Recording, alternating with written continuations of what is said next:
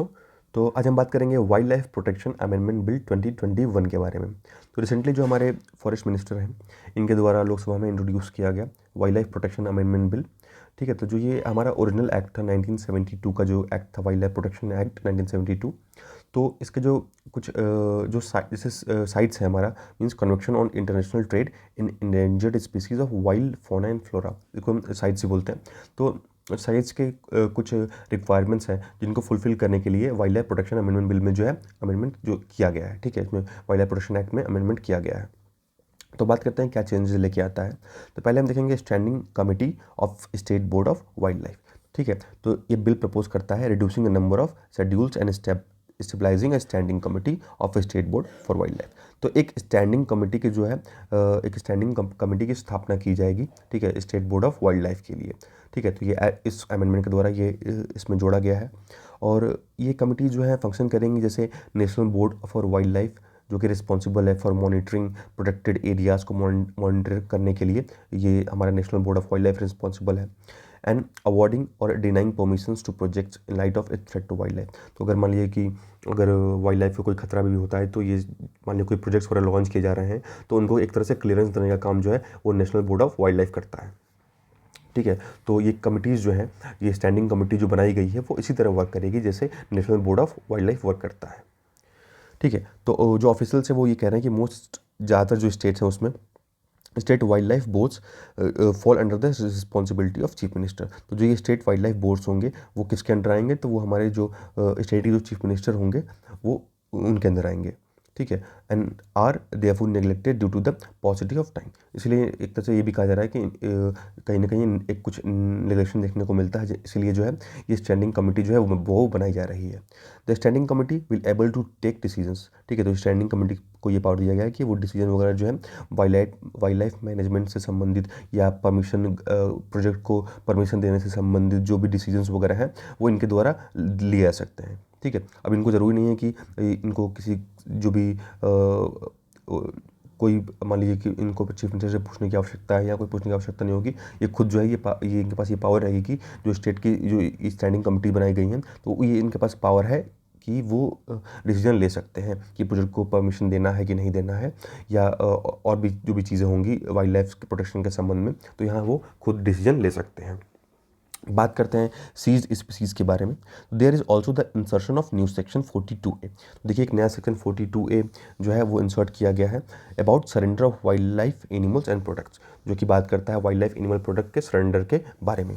Any article or animal surrender under this section shall become property of the state government. तो जो भी animals अगर section 42A के अंतर्गत अगर आते हैं तो वो स्टेट गवर्नमेंट की प्रॉपर्टी होंगी।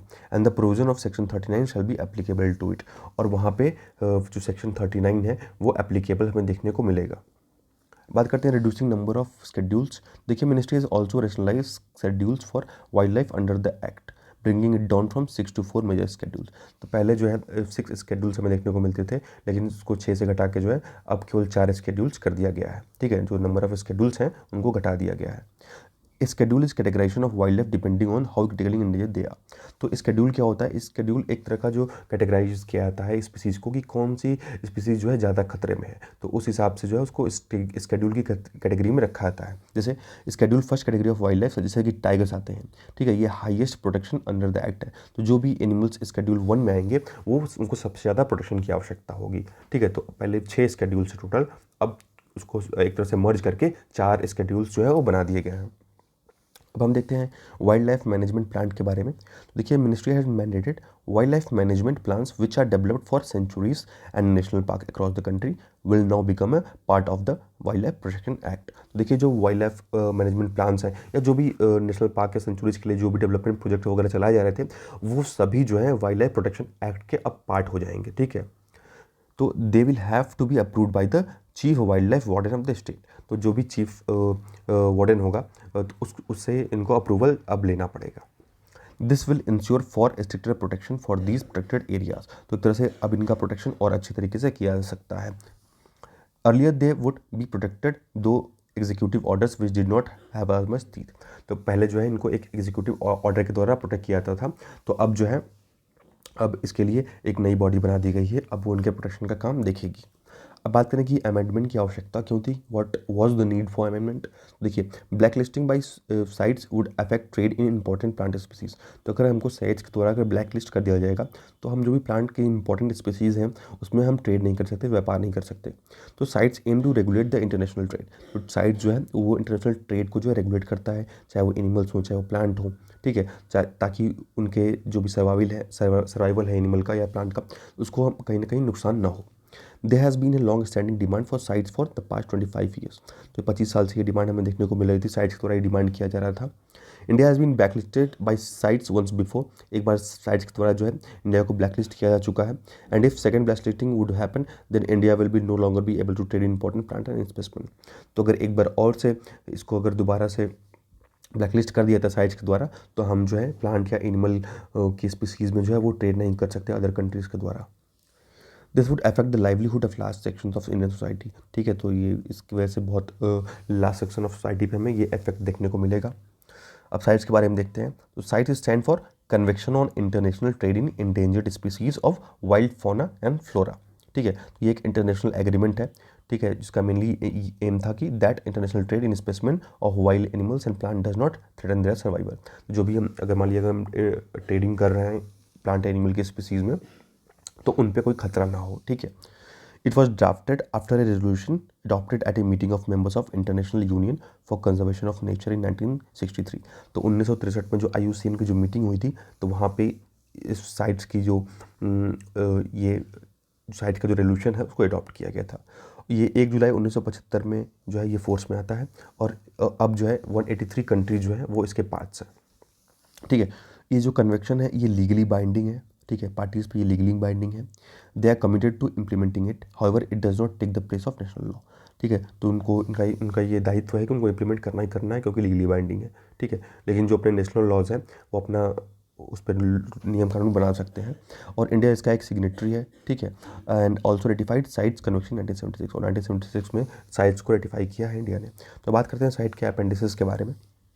तो CITES were by subjecting international trade in specimen of selected species to certain controls.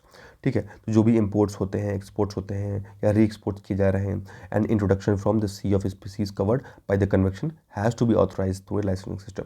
तो एक लाइसेंसिंग सिस्टम होना चाहिए, मीन्स जो भी ट्रेड वगैरह किए जा रहे हैं तो एक ऐसी बॉडी होगी जो इनको लाइसेंस प्रोवाइड करेगी ट्रेड देने के लिए। उसके अलावा देखिए इसमें 3 अपेंडिक्स दिए गए हैं। पहला अपेंडिक्स इंक्लूड करता है स्पीसीज थ्रेटेड विद एक्सटिंक्शन। तो ऐसी स्पीसीज जो है मीन्स बहुत कम संख्या में अब वो ख़त्म ही होने वाली है, एक्सटिंक्शन के कगार पे हैं, वो आते हैं अपेंडिक्स 1 में। Trade in specimen of these species are permitted only in exceptional circumstances. तो बहुत रेयर सर्कमस्टेंसेस में ही आप इनकी ट्रेडिंग जो है कर सकते हैं। जो भी species plant species animal species appendix 1 में आएंगे उनकी ट्रेडिंग जो है बहुत रेयरली होती है। अब अपेंडिक्स 2 की बात करें, provides lower level of protection, एक तरह से लोअर लेवल ऑफ प्रोटेक्शन जो है प्रोवाइड करता है। थर्ड में continuous species that are protected in an leach 1 country. ठीक है, जहाँ पे सिर्फ एक कंट्रीज़ में जो इनको प्रोटेक्ट किया जा रहा है, which is ask other side parties for assistance in controlling trade. तो जहाँ पे अगर मान लियो वो कंट्री अगर साइड से कहती है प्रोटेक्शन के लिए तो उसको जो है अपेंडिक्स 3 की कैटेगरी में रखा जाता है। अब हम बात करते हैं वाइल्ड लाइफ प्रोटेक्शन एक्ट 1972 के बारे में। तो देखिए ये बात करता है protection of the countries wild animals हो गए, बर्ड्स हो गए, ठीक है, जो भी एनिमल्स हैं, बर्ड्स हैं या प्लांट की स्पीसीज़ हैं, तो उनके प्रोटेक्शन की ये बात करता है। ठीक है, to ensure environmental ecological security, ताकि हम जो हमारा जो इन्वायरमेंट की जो इकोलॉजिकल सिक्योरिटी है उसको हम मेंटेन करके रख सकें। ठीक है, तो उसके अलावा ये प्रोटेक्शन देता है कुछ स्पीसीज़ को, एनिमल्स के, बर्ड्स के, प्लांट के। ठीक है, and also for the establishment of network for ecologically important protected areas in the country.